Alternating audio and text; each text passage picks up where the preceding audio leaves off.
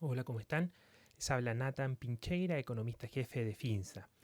La idea es que en esta oportunidad comentemos las situaciones económicas más importantes que hemos vivido durante la semana, pero también veamos algunos de los eventos que vamos a tener o de los principales lineamientos que vamos a tener en la semana subsiguiente. En términos externos, la verdad es que durante la semana hemos tenido cosas de dulce y agraz, ¿no? Mientras estamos experimentando hoy día, en términos agregados, por supuesto, un levantamiento de las medidas de contención más estrictas que se tomaron en los diversos países para contener los contagios por coronavirus. El efecto económico, si bien ha sido positivo, no ha sido quizás tan positivo como en algún momento se planteaba, ¿no? La mayoría de los indicadores económicos que conocimos durante la semana, no sé, PMI, solicitudes de hipoteca, requerimientos de seguro de desempleo en Estados Unidos, etcétera, la verdad es que han venido mejores de lo que teníamos durante las semanas previas, pero quizás no a la velocidad que el mercado pronosticaba. De todas maneras, sabemos que esto es un camino largo, ha sido bastante complejo, no solamente para las autoridades, sino también para las personas, empezar nuevamente a confiar en que se puede estar afuera y que hay que tomar los resguardos, por supuesto, necesarios para seguir evitando la probabilidad de contagio en una carrera que no es corta, ¿no? Hoy día por el lado sanitario hemos tenido algunas noticias relevantes en términos de avances, por ejemplo, hacia una vacuna, pero todavía en etapas muy iniciales con un riesgo de que aquello no siga prosperando todavía muy alto. O sea, pensemos que en otros estudios médicos o en tratamientos de la industria farmacéutica que pasan las primeras etapas de desarrollo o de prueba, la verdad es que menos de un 10% termina finalmente aplicándose a la población e incluso dentro de ese 10% un porcentaje no menor finalmente no termina viendo los mercados o aplicándose de manera indiscriminada o fácil hacia el público porque sus, digamos, efectos adversos, la verdad es que también son importantes de monitorear. Entonces, eso, digamos, para que lo tomemos con cautela cuando vayamos viendo y conociendo aquellas noticias. Pero el mundo sigue avanzando y en ese sentido, bueno, vamos a ir viendo cuáles son los principales efectos también, ¿no? De estas medidas de levantamiento de condiciones restrictivas en el mundo, porque eso también nos permite tener algo de visión sobre lo que en el plano local podemos tener. Semana que, por supuesto, no fue muy feliz en ese sentido, que se acompaña a la semana anterior, en términos de que hemos tenido nuevamente pics de contagios, ¿no? O de contagios confirmados, ¿no? Y además pics de fallecimiento, lo cual siempre es complicado y es doloroso, ¿no? Además, aquello ha sido acompañado por alguna información que nos muestra que la capacidad hospitalaria se encuentra ya en niveles críticos, ¿no? Cercanos en algunos sectores, principalmente la región metropolitana, de alcanzar una ocupación, por ejemplo, de camas UCI cercana al 100%. Entonces, evidentemente que eso va a seguir repercutiendo durante las semanas siguientes. Las medidas más fuertes de cuarentena total o casi total en la región metropolitana, la verdad es que lo más probable es que empiecen a reflejarse en las medidas o las cifras que nos entregan de contagios y de fallecimientos más bien durante las próximas semanas y no los vayamos a ver de manera inmediata. Digamos, son las complicaciones que este virus, por si fuera poco, nos entrega en términos de el reflejo de tanto los primeros síntomas como también el desarrollo de sus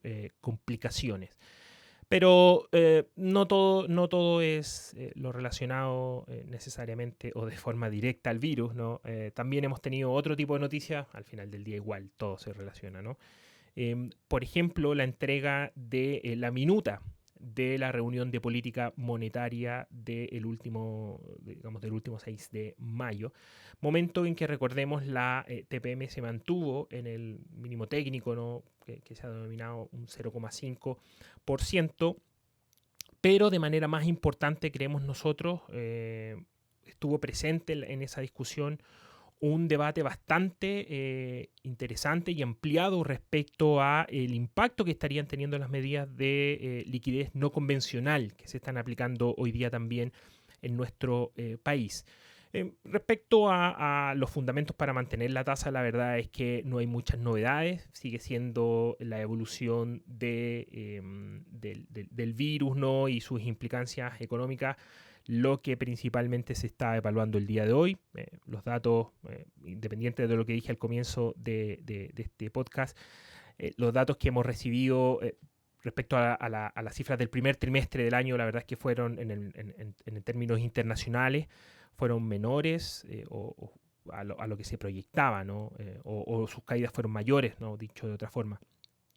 Y además datos, digamos, preliminares del segundo trimestre también nos seguirían evidenciando una situación bastante complicada para este periodo, lo cual ha sido de alguna manera compensado o aminorado, ¿no? En los diferentes mercados por las medidas de liquidez aplicadas por los bancos centrales, por el mundo fiscal y también por el ámbito regulatorio, ¿no? Eso se ha evidenciado en el comportamiento, por ejemplo, de la renta fija, de la renta variable y además de los commodities durante justamente esta semana que termina.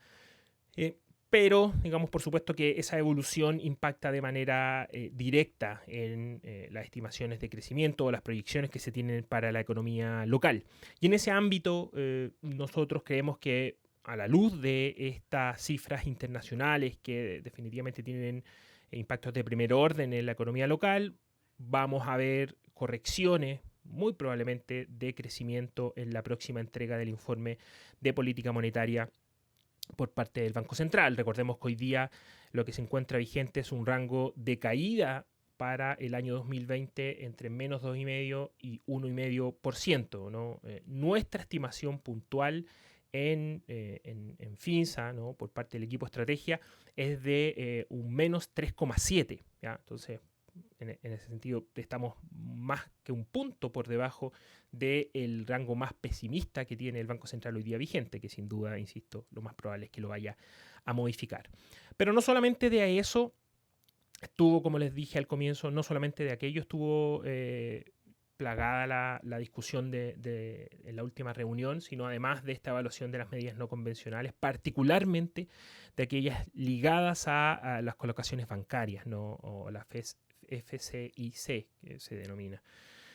La evaluación que se realizó en aquella oportunidad decía que si bien se ha ocupado casi la mitad de los fondos que se habían anunciado para este mecanismo hacia los bancos para que aumenten sus colocaciones comerciales, la verdad es que observando las cifras digamos, uno podía ver que estas colocaciones estaban aplicadas principalmente a grandes empresas. No es difícil perderse por qué eso está ocurriendo, principalmente porque existe mucha información de estas compañías por parte de los bancos, son clientes bastante importantes, por lo tanto el riesgo asociado de esas operaciones debe ser intrínsecamente menor, ¿no? O debiese serlo. La dificultad es que esas compañías entonces también intrínsecamente están mejor preparadas para recibir shocks importantes desde el mundo, desde el punto de vista externo, o como el shock que estamos viviendo hoy día. Al contrario de lo que pueden experimentar las pequeñas y las pequeñas y medianas empresas, ¿no? Que hoy día al parecer estarían recibiendo o estarían siendo menores sujetos de crédito ante estas líneas de financiamiento. Esto pone un sinfín de complicaciones, ¿no? O desafíos en adelante en cómo seguir conduciendo estas herramientas de política no convencionales que se estarían enfocando en dos medidas o en dos aspectos. El primero tiene que ver en por qué son las grandes empresas quienes acceden a este endeudamiento bancario y no acceden a las otras posibilidades de endeudamiento que tienen, como por ejemplo el mercado de deuda corporativa, ¿no? O de bonos corporativos. Aquello hoy día, digamos, está complicado. Evidentemente, si uno ha visto lo que ha pasado con los spreads corporativos en diferentes calificaciones de riesgo, ha sido, digamos, o ha evidenciado un empeoramiento en esa materia, por supuesto que con ciertas compañías más complejas que otras, pero es un mercado que evidentemente ha sido menos utilizado que en años anteriores. Por lo tanto, el central tiene un desafío ahí de cómo hacer que las grandes empresas que usualmente tienen acceso a este mercado lo sigan ocupando, liberando ese espacio de colocaciones de la banca hacia las pymes, ¿no?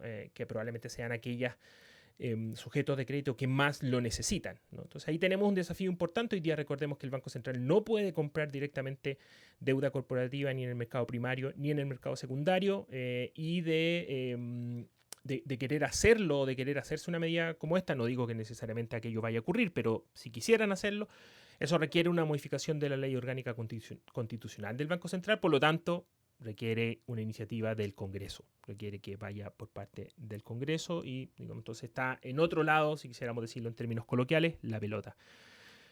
Pero otras situaciones podrían aplicarse además dentro del ámbito que sí puede operar el Banco Central hoy día y es que podría modificar en algo las condiciones y el monto en las cuales se entregan estas líneas de crédito hacia los bancos, ¿no? Eso podría, a nosotros nos da la sensación que podría ser anunciado durante los próximos días para que finalmente sean estas compañías algo más riesgosas las que empiecen a recibir ya aquellos créditos, además sumado con las garantías de los créditos, o sea, con los créditos COVID que cuentan con garantías estatales, frente a los cuales, por lo menos en esa oportunidad, aún no se tenía mucha información, pero probablemente ya ahora tengamos algo más de acceso a ella para evaluar, ¿no?, correctamente cómo está fluyendo el crédito en los distintos mercados y si no lo está haciendo de la forma deseada, bueno, corregir en el rumbo, por supuesto, las medidas que se quieran seguir aportando, ¿no?, en esa materia. Eso es lo que queríamos conversar con ustedes el día de hoy. Por supuesto que les recuerdo que desde la compañía, desde Finsa, estamos funcionando desde nuestras casas, cumpliendo con los protocolos de la autoridad, pero los canales remotos de asistencia se encuentran completamente abiertos y disponibles, tanto de sus ejecutivos como también de nosotros del Departamento de Estrategia. La página web es www.finsa.cl, también pueden acceder ahí y buscar más información y por supuesto también aquellas formas de contacto adicionales que ustedes pudiesen querer solicitar. Eso es todo lo que quería comentarles el día de hoy. Recuerden que les habló Nathan Pincheira, economista jefe de Finsa. Que tengan una muy buena semana.